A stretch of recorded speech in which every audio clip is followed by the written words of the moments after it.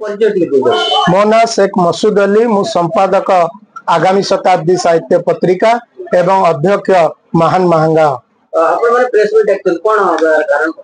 Press meet डाकियार कारण है ओडिशा रे जो 314 ब्लॉक अच्छी ता भितरु महंगा ब्लॉक रे सर्वाधिक ओडिशार साहित्यिक एवं वरपुत्र माने जन्म ग्रहण करिसेंती।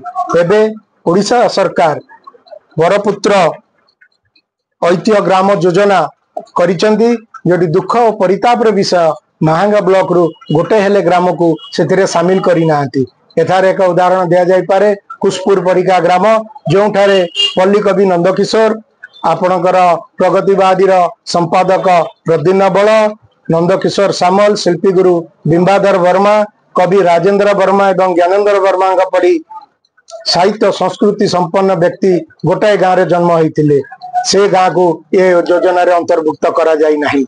महांगार गर्व एवं गौरव होउचंती गणकवि वैष्णव पाणी तांका ग्राम कोटपदा को मध्य ये योजना रे शामिल करा जायनी। यह एक अत्यंत दुख और परिताप विषय।